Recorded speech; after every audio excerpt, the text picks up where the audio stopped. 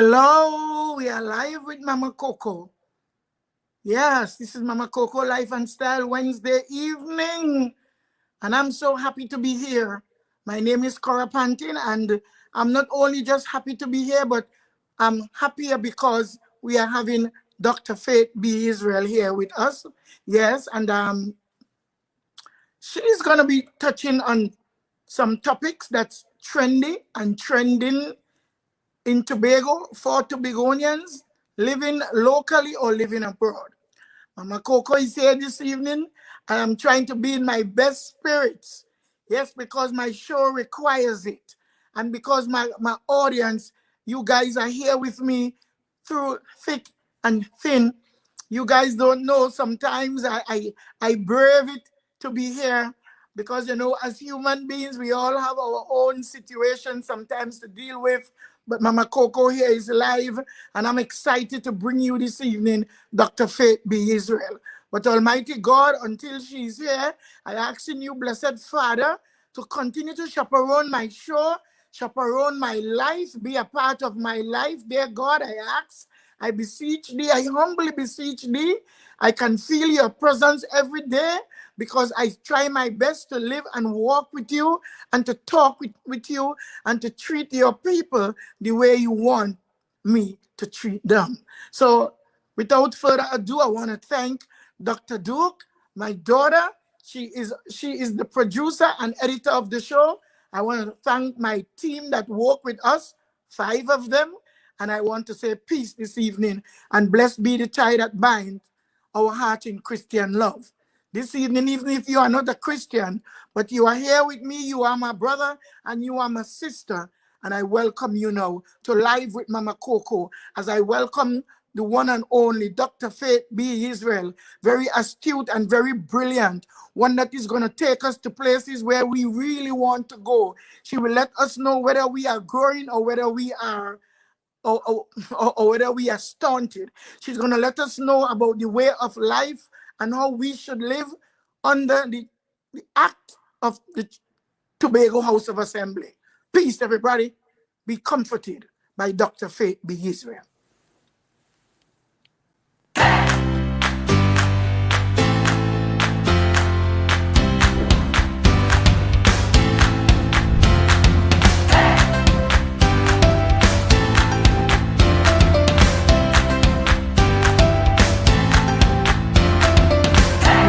Thank you so much. It's an honor being here, and yes, I am relishing in the assemblyman title. I am. So thank you for having me on. Yes, you are so welcome. We are waiting for you.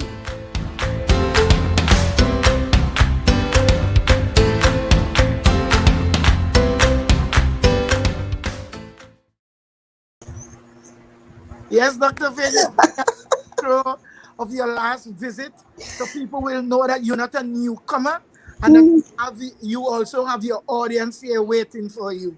Welcome. Thank you. Welcome. Thank you. Dr. Faith B.Yisrael. Well, you know, it's really nice seeing that intro. I really enjoy that intro. So congratulations to you. Congratulations to the entire team. It's an honor being back on the show tonight. Well, your people are waiting for you. So Assemblyman Dr. Faith B.Yisrael, how have you been since your last appearance on Live with Mama Coco back in early February? Yes, and you will remind us in February was after what? Yes, so in early February, that was just after the elections. The elections were in January 25th. So early February was just after that newly minted, as they say, assemblyman. How has it been since then? It's actually been pretty okay. We've had, of course, we know that we are still in the stalemate with the 6-6 situation happening. So we are still trying to work that out.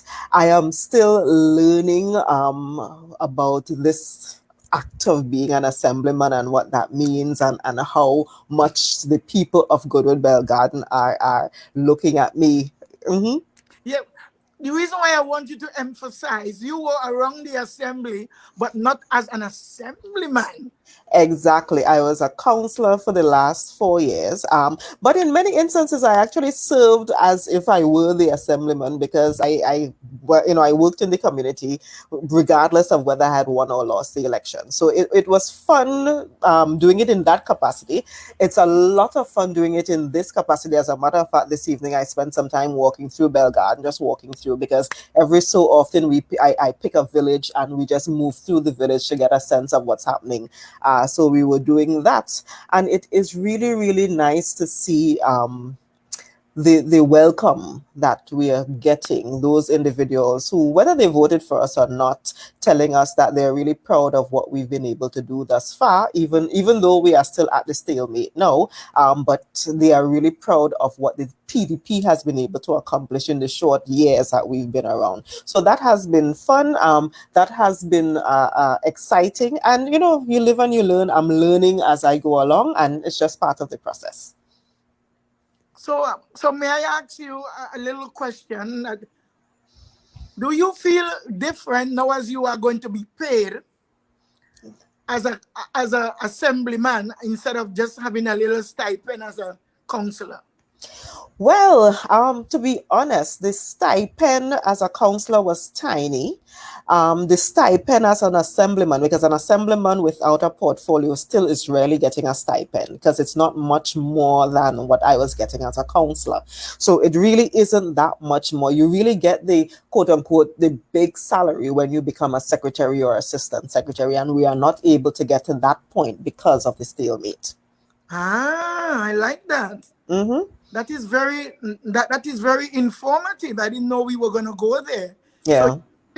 So you are still being paid small change. You're waiting to become a secretary. Yes, if you are an assemblyman without a portfolio, then that is the second lowest tier in the rank of salaries within the Tobago House of Assembly, the lowest tier. And so I am thankful. The lowest tier is where I was for the last 4 years as a counselor, as a minority counselor. But the tier just about above that is an assemblyman without a portfolio. So this really not your business, but I am an all-rounder and I'm Mm-hmm. a people's person. So seeing that Cunningham never had a secretariat post, how was he paid? Well, he was actually paid as an assistant secretary, so his salary is actually different to the salary of a secretary. So Wow. there are basically maybe 4 or 5 levels. There's the presiding officer, the chief sec, the deputy chief sec, the secretaries, assistant secretaries, assemblymen with no portfolio, and the lowest of that is the councillors with no portfolio. Get out of here, doctor. Mm-hmm. I think someone else need you somewhere else. Get out of here. Well, I don't know. People have been trying to convince me that I am absolutely wasting my time here in Tobago and I'm wasting my talents. I am not quite there yet. I am still willing to give this island. I said at the beginning of the political career that I was going to give the island 10 years, and 10 years we haven't gotten to 10 years yet. So I am still willing to give it my all. I'm still willing to do as best as I can given the situation. So I am not ready to give up yet. And it was Tobago educated me. The Tobago House of Assembly educated me. So I went to school here, and then even when I went to the United States, it was a teacher that paid for my undergrad degree. So I feel a level of allegiance to the island, and I think that even though I could definitely make more money elsewhere, even though I could probably get way more respect elsewhere, I am willing to do this because Tobago. I am a Tobagonian, and that is Tobagonian first and everything else after. So you are proud to be giving back, because this is a Yes, of giving back. it is. It certainly is. Yes. My goodness, I have to take a deep breath. And so the audience should do also, because this is very vital information, because there is no way anyone should be sitting back for years and being treated and being treated unfairly, one, two, and to be treated without respect. Exactly. And that is in essence what is happening, because I see the question on the screen in terms of the current update in the status of the THA with the 6-6. In essence, there are now 12 assemblymen, 6 from the PDP, 6 from the PNM side. The 6 from the PDP are not in any executive council, and I'm not sure many people know that the executive council is actually the arm of the Tobago House of Assembly that is responsible for managing. So if you are a secretary in a particular division, then you are part of the executive council. But because we are not able to resolve the 6-6 impasse just yet, none of the 12 of us, and I think this is something that needs to be clearly understood, none Yes. of the 12 of us who are newly elected are secretaries. What we have is a hold over executive council from the last THA term. So, for example, I use the example of Mrs. Tracy Davidson Celestine. Last term, Mrs. Tracy Davidson Celestine was appointed as a councillor in the Tobago House of Assembly, and because she was a councillor, she was given the position of Secretary of Health, Wellness and Family Development. Assemblyman Tracy Davidson Celestine, who, the person who won the election in January, Assemblyman Tracy Davidson Celestine is not the current Secretary of Health. Councillor Tracy Davidson Celestine is the current Secretary of Health, not this assemblyman who we are all in the positions that we all have now. So I don't think that many people understand that is what is happening. It really is the Executive Council holding over, the old Executive Council holding over, because the new Tobago House of Assembly is not able to constitute the Executive Council just yet. Oh my goodness. To my audience, are you guys getting it, or should we repeat this answer? I've got it. I know a lot of people got it, but it sounds so complicated and unbelievable. Yeah. I really don't know. So is that a right thing to do, or is it wrong, or is it legal or illegit? Well, I mean, technically, it is legal according to what is written in the Tobago House of Assembly Act, and it was created so that there are provisions for. Let me give an example. Let's just say we had the election January 25th, right? We had the election January 25th. The president came up and gave us our oaths of office to be an assemblyman on the 28th, right? So that happened. Let's just say on the 28th, as we were driving from Magdalena to go back up to the Assembly Legislature to vote for a presiding officer, there was some catastrophic thing that happened, where maybe there was a hurricane that happened, or an earthquake or something that happened that could not that prevented us from finishing the process. The act basically is there that says, if that happens, was it a literal earthquake or just a political earthquake in the People's National Movement Act? Well, that's what I'm saying. It's just coincidental. Let's just say that is what a happenstance, that is what happened. The act is there to allow for the old executive council to continue basically running the island until the new executive council is put in place. So that's something with a lot of urgency. Right, exactly. So there was a disaster, there was something that we still need the island to run, then the island can still run while we fix, while we deal with that, while people are able to get their positions. So it was really put in place because of that kind of scenario. It was not put in place for this kind of scenario where we simply cannot come to an agreement, and because we can't come to an agreement, we cannot get the presiding officer elected, and therefore the chief secretary elected, because it is the chief secretary who then has to write to the president and say, this is who I want to be Secretary for Health, Secretary for Finance, and so forth. So it is that little part that we are unable to get to, because we are unable to come to an agreement. And let me just say a little bit, because the question talks about the constitutional and legal barriers that prevent that from happening. The presiding, because we've never had a 6-6 tie situation, whenever we go to the House, so last term when there was a 10-2 situation, when we went to the House, even though we had the right to, meaning the PDP had the right to put up a person to be presiding officer, we knew we did not have the numbers for that person to win. So we did not even bother nominating somebody for presiding officer, right? But in this situation, because it's 6-6, we came with a nominee, they came with a nominee for presiding officer. And both parties knew that because there is a 6-6 tie, according to the Tobago House of Assembly Act, when we get to the point of voting for a chief secretary, the presiding officer can break a tie if a tie exists, which is why both parties were saying, we really, really want our whoever is your presiding officer, because it's most likely that your presiding officer will vote for your pick for chief secretary. And because of that, because we understood that that is where the impasse was, that is why when we started saying to the PDP&M, let us negotiate, that is why we said to them, we are willing to give up the position of presiding officer, which means we are also willing to give up the position of chief secretary so that we can move this thing along. Forward, yes. So that we can move it forward, because that is where the impasse was. And now that we have given up the two most senior positions in the Tobago House of Assembly, which is the chief sec and the presiding officer, what we are saying is that it is only fair, because it's both of us with 6, that we get another of the senior positions, which is the minister, this is the secretary of finance position.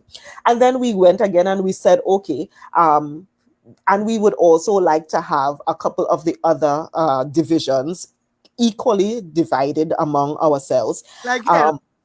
Like health, because it's quite obvious that I would get the division of health because of my qualifications and my competencies and so forth. But because of what? Give us your reasons again.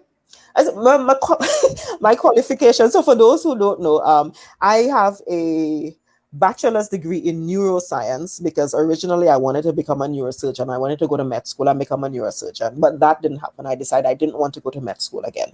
I have a master's degree in public health and a doctoral degree in public health, both in behavioral and community health sciences. So those degrees means that I am probably the most senior public health professional on the island. And it's kind of obvious then that is where I would go. I would be placed in the division with responsibility for health. But I just wanted to make it clear also to those who are listening.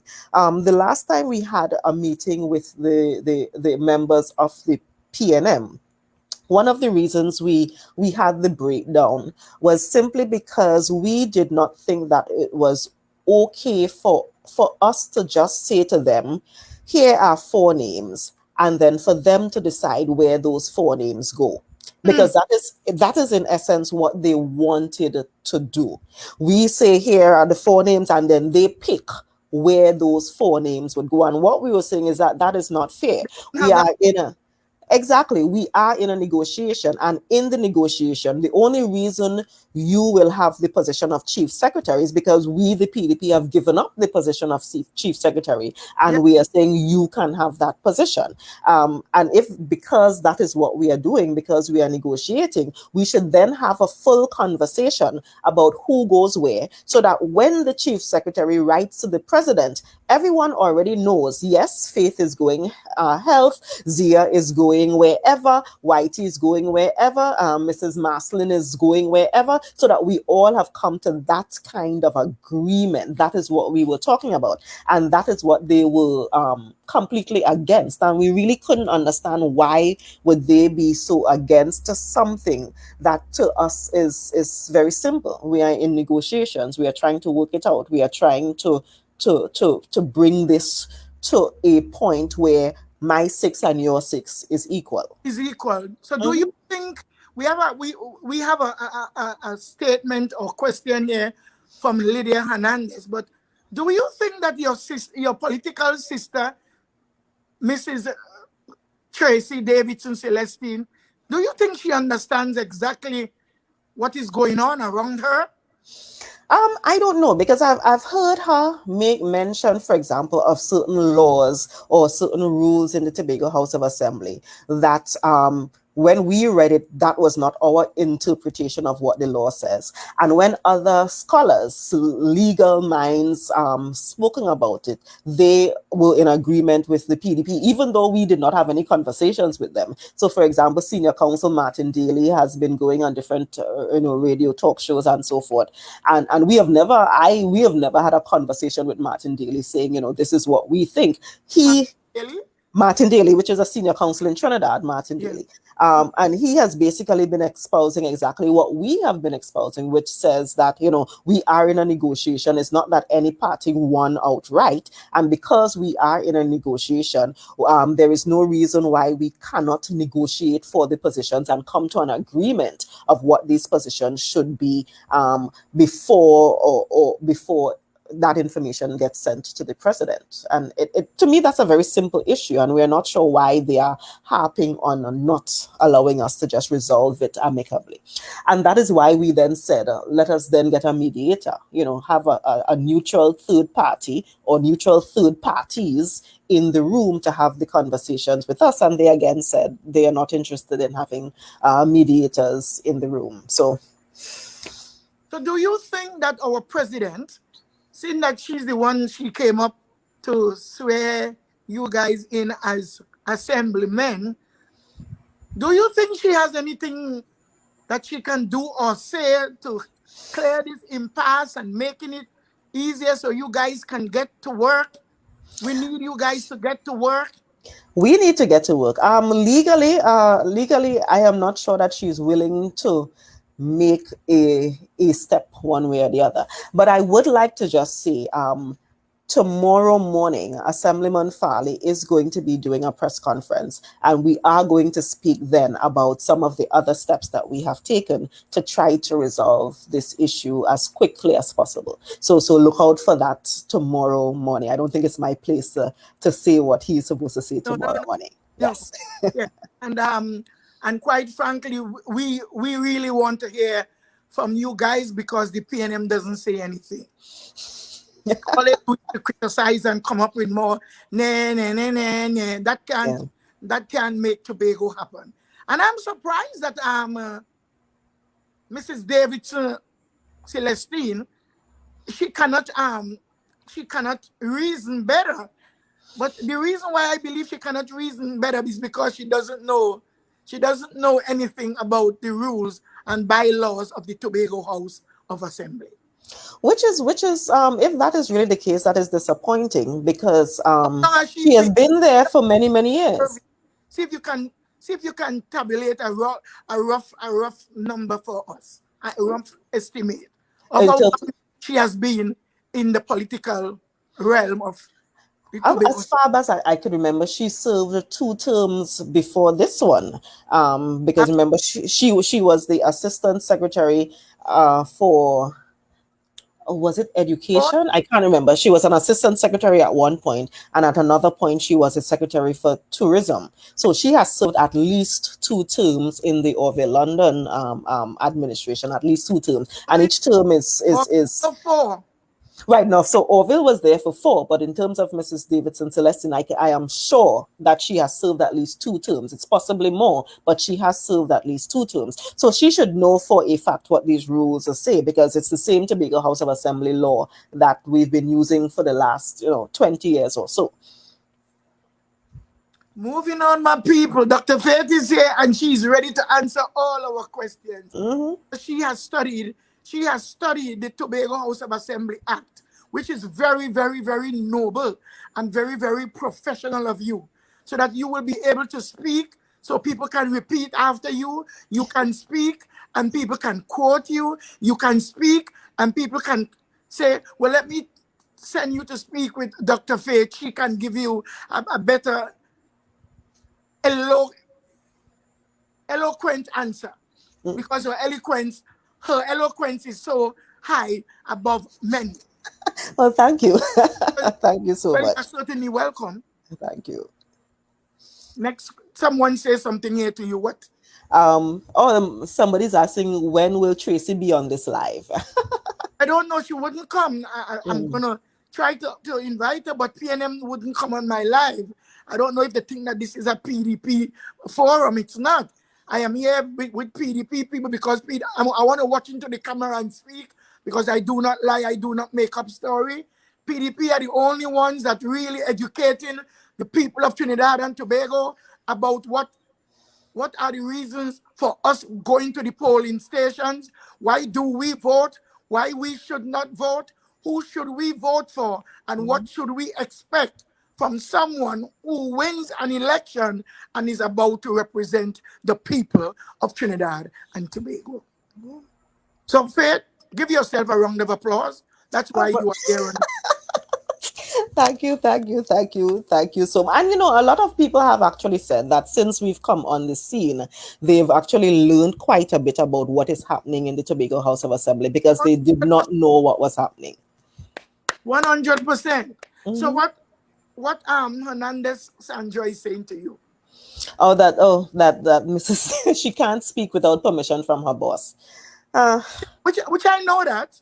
I know Keith Rowley wouldn't wanted to come on my live. I wouldn't insult her. I wouldn't rough her up. I'll just ask her the questions that the people want her to answer to.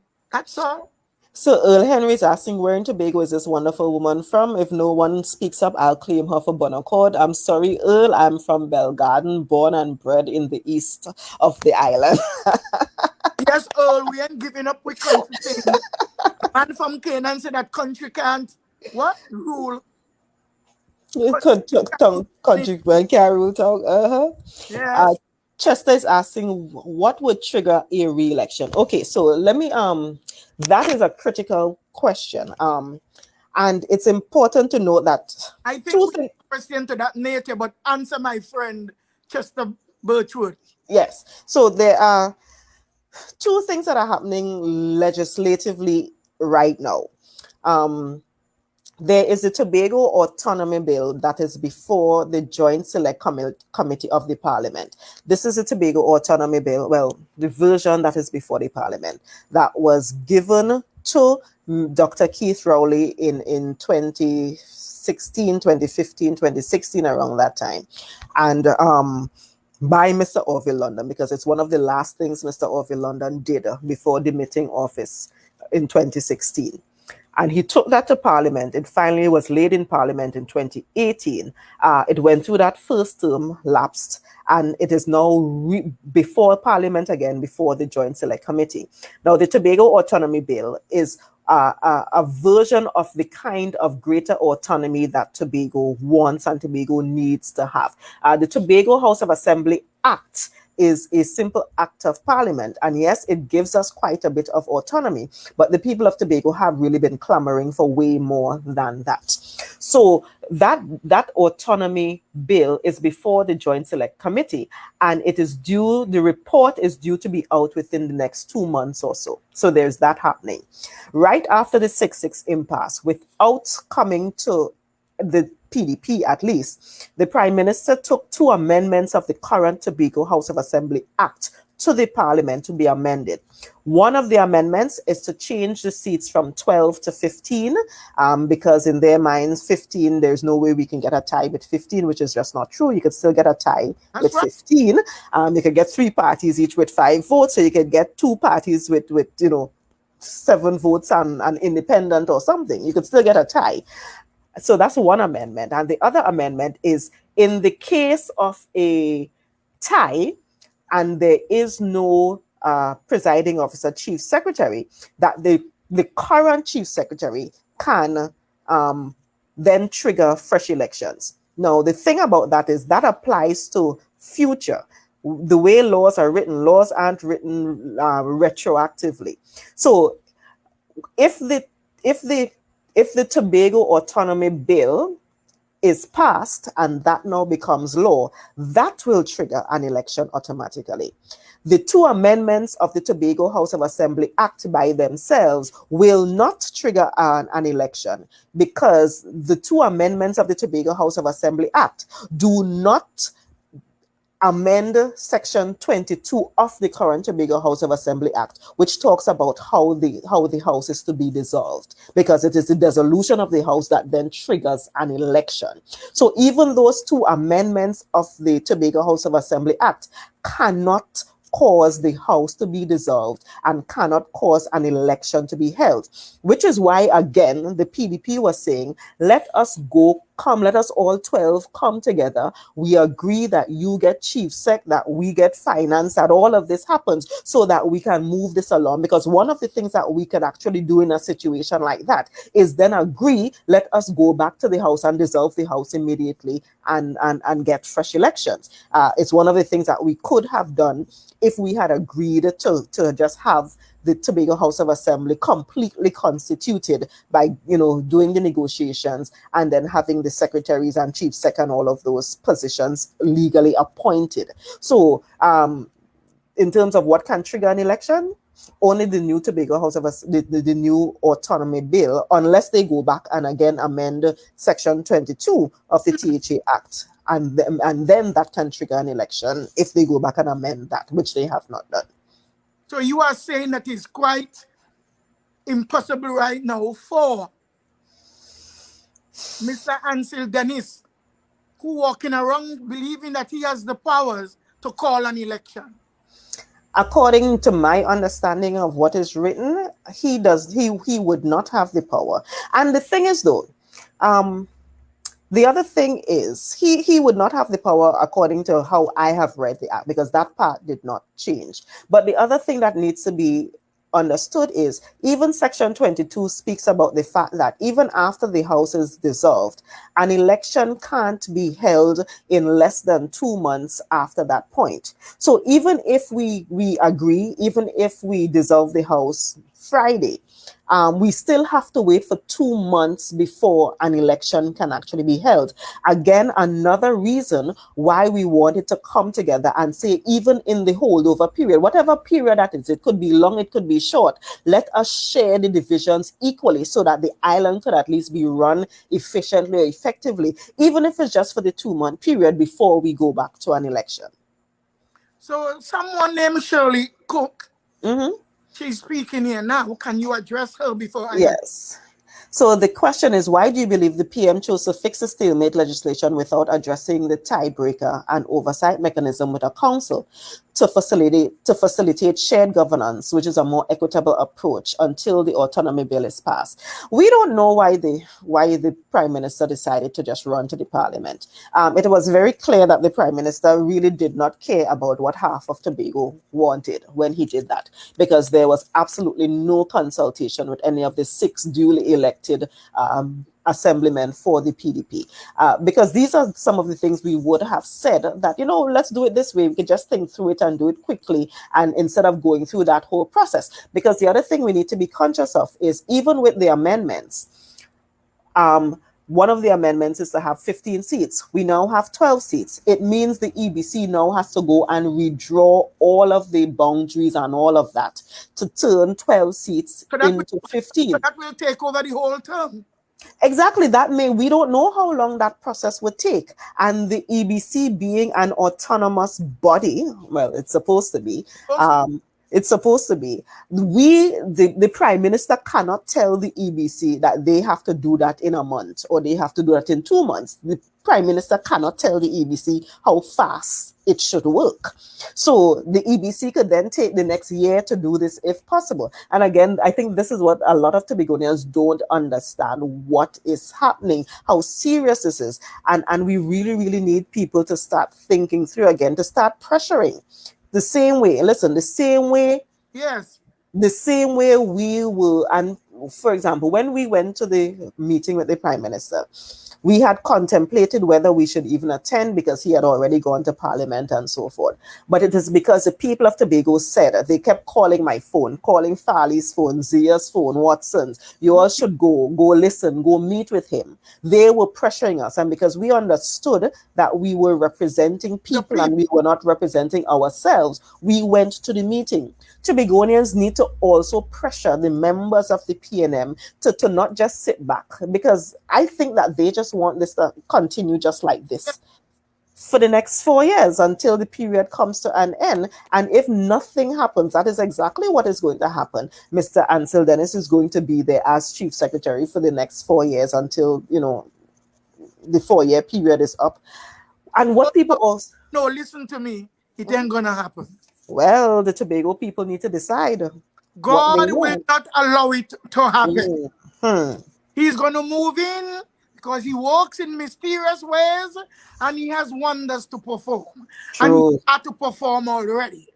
So before we move further on, join me in sending some condolences to some condolences. I always speak as British. Condolences to our brother Chester Birchwood and his other brother. They have lost their brother-in-law, Yes, yes, Mr. James. Mr. James. So let us convey such. Yes, thank you. And Mr. James actually was such a lovely man.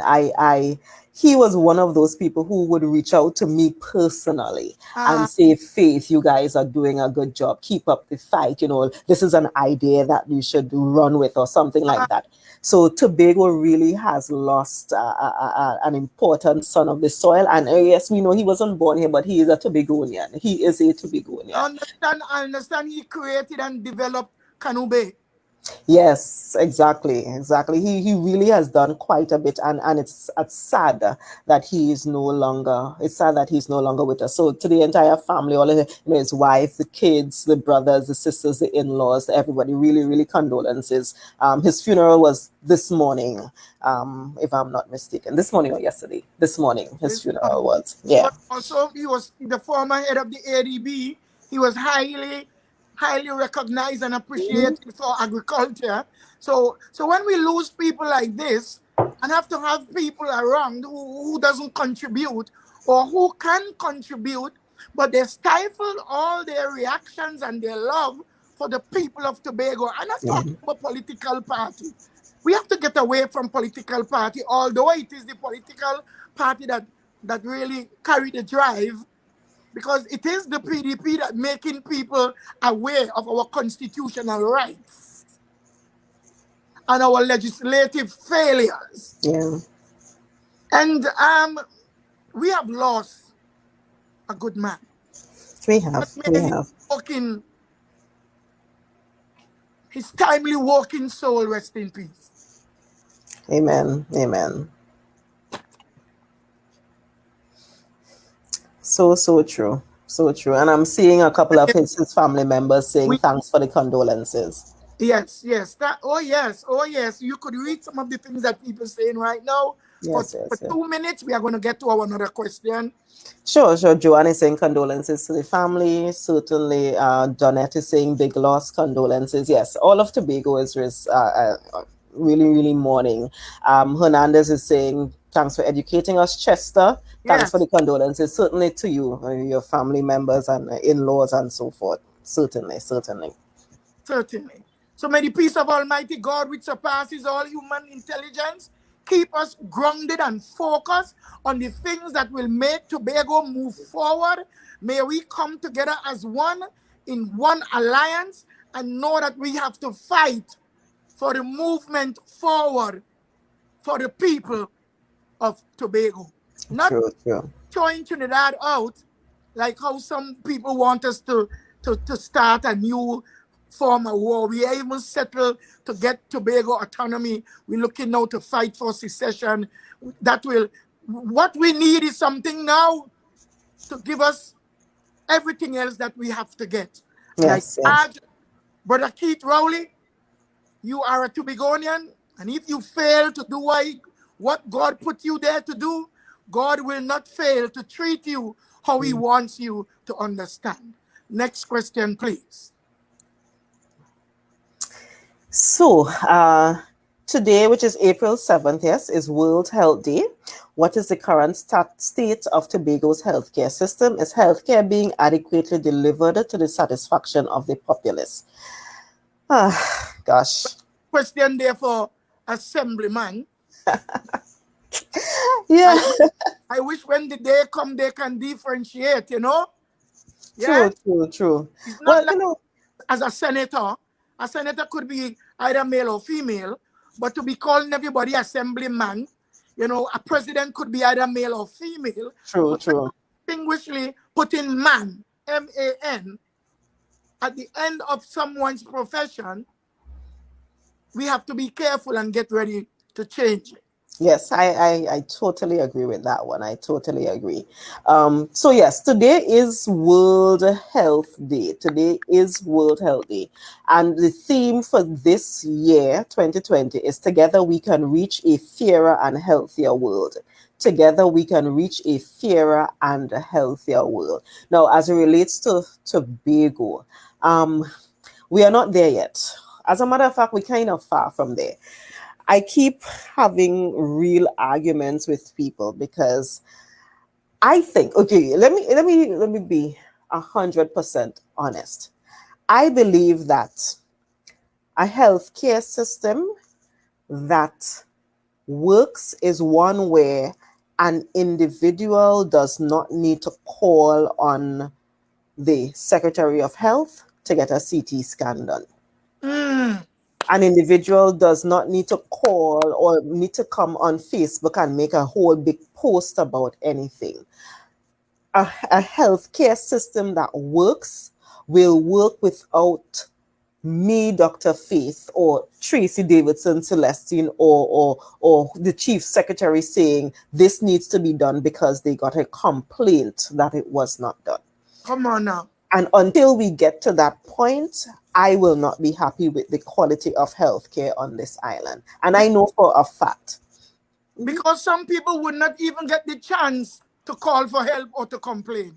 Exactly. Mechanism supposed to Most be in people place. don't. You mean mechanism Exactly. supposed to be in place, working? Exactly, exactly. No one should have to call anyone and say they need this done. Please do me a favor for it to work because the system should be in place to diagnose, to treat, to deal with palliative care, to deal with the social needs of the patient. When all of those things are in place, then we would be able to say, yes, the healthcare system is working and it is fair for everyone. And that is the thing, because I actually had a good friend of mine was joking with me today about how I am still having all of these ridiculous fights on Facebook, because I was saying that it is so frustrating that for certain people you can get treatment quickly. For certain people, you can get a result quickly. For certain people, you can get things done quickly because of who they are, because of their status. When that is unfair, something as And who knows them? and who knows them exactly, something as basic, a basic human right as healthcare should be afforded to every single person, from the highest to the lowest, should have the good, very good basic healthcare. And that is where we need to be. We are not there now, and we need to get there. I want you to emphasize how lucky we are in Tobago to have you, because most of your studies are pertaining to HIV. Tell us the status and where you think we are in Tobago with the amount of knowledge our population still need. Right. Um, we are not anywhere close to where we need to be. And something else, there's another statistic that you look at. One of the things we see is that we still have some of the highest rates of non-communicable diseases. So things like diabetes and heart disease and high blood sugar and those things. And we have people who have been on medication. We have people who have been sick with these diseases and they are not getting better. Um, Many of these diseases, if the healthcare system was working the way it should, they would actually get better. So if somebody is coming and their blood sugar is consistently high, even though they're coming to clinic, even though they're supposedly taking medication, and the blood sugar is not going down, something is wrong. And that is how we need to think about it. They're supposed to be, yes, we know these are chronic. Yes, we know that you live with them, but you should be able to see a decrease in what the numbers are, for example, as you go along. And until we could get to that point, we still are not. We are not having proper healthcare. What we're having is maintainers. What we're Ah, having is a lot of people just say continuing to it again. Say go. it again. Say it again. Yeah, that's what we have maintenance. We have people going to clinic every couple months and you're just getting the medication and you are not really getting better. That is the critical thing. We need to see people getting better. And if you're not getting better, then the healthcare system is not working the way it should. Well, the same question is there for you because you have other areas in that I want you to hit. I don't even think I have to tell you where, but you can go on like the amount of deaths that we are having from heart attack and such in Tobago and the age group. Yeah. Yeah, and that's another thing too. We are seeing quite a bit of young people having heart disease, young people heart attacks. And even that is something that the young people who are doing sports and having heart disease and heart attacks and dying and that kind of thing. And those are things we really, really need to look at and we need to investigate. And we need to put systems in place to treat with those things. Those are the things that we need to be working on right now. Even I think even COVID is an opportunity, was or is, still is an opportunity for us to collectively, comprehensively improve our healthcare system in Tobago. And again, we've kind of missed the mark. If you look at Trinidad, and it kind of annoys me that. Mhm.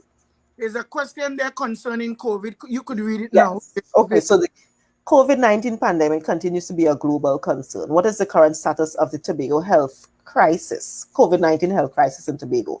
And what do you think the island, when do you think the island will be opened back up? Huh? So yes, it actually, I can actually continue my statement because it goes towards answering this question. Most people may not recognize that Trinidad used COVID to improve their healthcare system. They did. Wow. If you notice, Couva Hospital, for example, was just laying there. They finished building it, they finished furnishing it, and it is now one of the treatment facilities for COVID-19. There are all of these other places that they are now open and are available to treat patients. They now have all of these additional what did they call the machine that you help you to breathe? I can't remember the name right now. But they use the opportunity to get testing machines. They use the opportunity to get other treatment machines up and running under the guise of, yes, we need it for COVID, but when COVID is gone, we'll have it for other things. Tobago did not take up that opportunity. Tobago absolutely did not improve our system using COVID as the example. So, for example, when you hear them talking, So the Russian open Roxborough Hospital, did they take the chance now to say, let me improve it so that patients doesn't have to go to Trinidad again if they are positive with COVID? Talk. Let's right. have a conversation. So, yes, Naiwan, thank you, ventilators. That's the word I completely blanked out. But yes, you are so right. Just before elections, this Roxborough mini hospital was commissioned. And now, months later, we would recognize that no patients are being seen at the Roxborough mini hospital. They are now in the process of moving the health center, the old health center, from out the road and putting it into the building. So it will basically just be the service, the health center service, moving from out the road into this new building, because they did not make provisions for what it really takes to run a hospital. They did not do that. So the staffing, you see that they are now advertising for staff for the hospital. My information is that a lot of the equipment that is necessary for it to be a real hospital, meaning you need diagnostic equipment, CTs, your x-rays and all of those things were not planned for and therefore were not purchased. So it's just not available. So if someone, like in the past, that I was advocating for and speaking about, would have a heart attack at 8 p.m. or 9 p.m. in Charlottesville and Speyside still, is the Roxborough Hospital available, or No. they still have to wind their way into Scarborough? You have to go down to Signal Hill. You have to go down to Signal Hill. You absolutely must go. Don't even think about stopping in Roxborough because there's nothing there. So don't leave Bloody Bay or Lansdowne and run out into Roxborough. No. head to Scarborough, because Roxborough cannot facilitate. Well, there would be no one there. There would be no one there. Physically, there would be no one there to treat with you. So up to now, they didn't think it might have been wise. I'm kind of questioning you because I know you can answer me. Mm-hmm. You know, because people come in on my show and believe that they want to answer what they want to answer, and they want to tell me if they should answer, they will mash up my show. You don't do that. No, you don't have to. We all should be what? Disciplined. We should be able to tolerate so that we can have production. Exactly. So for productivity tonight, I'm asking the questions, and I know you will answer me. What can people say to themselves?